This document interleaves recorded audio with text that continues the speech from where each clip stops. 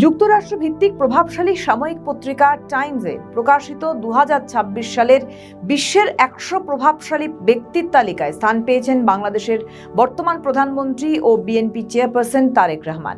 নেতৃত্বের সেরা হিসেবে অর্থাৎ লিডার্স ক্যাটাগরিতে এই আন্তর্জাতিক স্বীকৃতিকে বাংলাদেশে গণতন্ত্র পুনরুদ্ধার এবং ফ্যাসিবাদের পতনের পর নতুন রাজনৈতিক ধারার এক বড় মাইল ফলক হিসেবে দেখছেন ঢাকা ও আন্তর্জাতিক রাজনৈতিক বিশ্লেষকরা।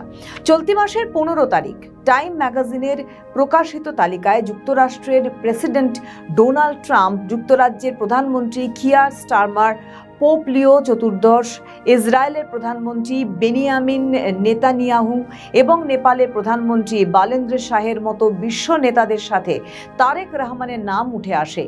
টাইম ম্যাগাজিন তার প্রোফাইলে তারেক রহমানের নাটকীয় রাজনৈতিক উত্থানকে ফুটিয়ে তুলেছে।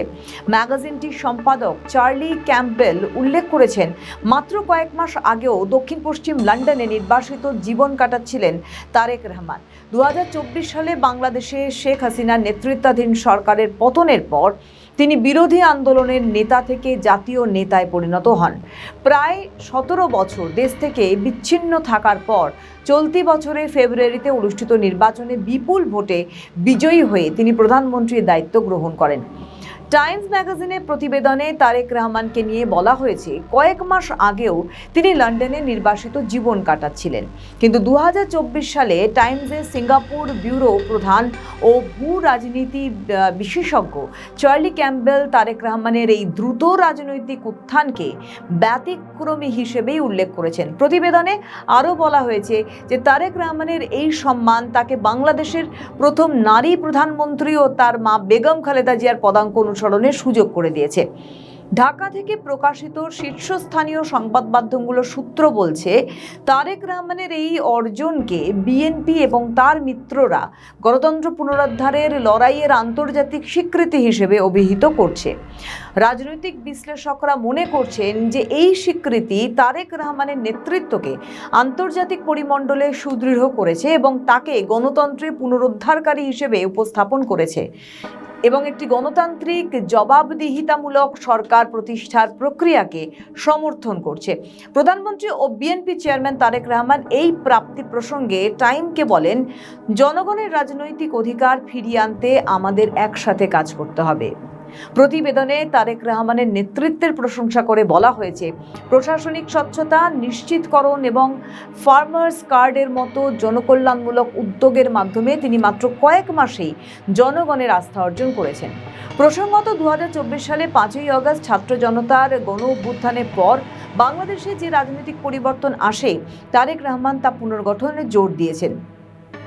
তিনি গত ডিসেম্বরে নতুন বছরে দেশ পুনর্গঠনের বার্তা দিয়ে সাম্য, মর্যাদা এবং ন্যায় বিচারের অঙ্গীকার করেছিলেন। বিএনপির পক্ষ থেকে জানানো হয়েছে, এই স্বীকৃতি তারেক রহমানের অদম্য সাহসিকতা, দূরদর্শিতা এবং বাংলাদেশের ভোটাধিকার ও বাক স্বাধীনতা পুনরুদ্ধারের লড়াইয়ের স্বীকৃতি। টাইম ম্যাগাজিন একই সাথে তারেক রহমানের সামনে থাকা চ্যালেঞ্জগুলোকেও উল্লেখ করেছে, যার মধ্যে রয়েছে 175 মিলিয়ন মানুষের দেশকে ঐক্যবদ্ধ রাখা, যুব বেকারত্ব দূর করা এবং উচ্চ মূল্যস্ফীতি মোকাবিলা করে অর্থনীতি পুনরুজ্জীবিত করা। বিশ্লেষকদের মতে এই তালিকায় তারেক রহমানের নাম আসা বাংলাদেশের সাম্প্রতিক রাজনৈতিক ইতিহাসে প্রেক্ষাপটে অত্যন্ত তাৎপর্যপূর্ণ। গত 1.5 দশক ধরে দেশে যে রাজনৈতিক সংকট, ভোটাধিকার হরণ এবং মত প্রকাশের স্বাধীনতার অভাব ছিল, সেখান থেকে উত্তরণের একটি বিশ্বের বার্তা এই স্বীকৃতিকে পাওয়া যায়। এছাড়া বিরোধী দলীয় নেতার উপর থেকে মিথ্যে মামলা প্রত্যাহার এবং জনগণের ভোটাধিকার পুনরায় নিশ্চিত করার প্রক্রিয়াকে আন্তর্জাতিক মহল ইতিবাচকভাবে নিয়েছে বলে মনে করছে। তবে এই তালিকার স্বীকৃতি কেবল একটি সম্মাননা নয়, বরং একটি বড় দায়িত্বও বটে। টাইমসের প্রতিবেদনে তারেক রহমানের সামনে থাকা চ্যালেঞ্জগুলোর কথাও উল্লেখ করা হয়েছে, যার মধ্যে রয়েছে উচ্চ মূল্যস্ফীতি, তরুণদের বেকারত্ব এবং ভঙ্গুর অর্থনীতি পুনরুদ্ধার। বিশ্লেষকরা মনে করছেন, গণতন্ত্র পুনরুদ্ধার কেবল নির্বাচনের মাধ্যমে নয়, বরং প্রাতিষ্ঠানিক সংস্কার এবং আইনের শাসন প্রতিষ্ঠার মাধ্যমে পূর্ণতা পাবে। আর বিশেষজ্ঞদের মত, তারেক রহমানের এই স্বীকৃতি দেশের ভাবমূর্তিকে উজ্জ্বল করবে। দীর্ঘ নির্বাসন শেষে তার দেশে ফেরা এবং দলকে সুসংগঠিত করে রাষ্ট্র ক্ষমতায় নিয়ে আসা ছিল এক বিশাল চ্যালেঞ্জ, যা তিনি সফলভাবে মোকাবিলা করেছেন। এই পশ্চিমী স্বীকৃতি তারেক রহমানের ব্যক্তিগত বিজয় নয়, এটি বাংলাদেশের গণতন্ত্রকামী মানুষের আকাঙ্ক্ষার প্রতিফলন। এটি প্রমাণ করে যে বিশ্ব জনমত এখন বাংলাদেশে একটি গণতান্ত্রিক, অন্তর্ভুক্তিমূলক এবং স্থিতিশীল সরকার ব্যবস্থার পক্ষে রয়েছে। এই স্বীকৃতি বাংলাদেশের গণতন্ত্র পুনরুদ্ধারের মাইলফলক হিসেবে ইতিহাসে জায়গা করে নেবে বলে রাজনৈতিক পর্যবেক্ষকরা বিশ্বাস করেন।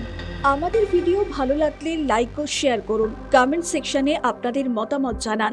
আরও ভিডিও পেতে আমাদের চ্যানেলটিকে সাবস্ক্রাইব করুন এবং প্রতি মুহূর্তে খবরের আপডেট পেতে প্রেস করুন বেল আইকন।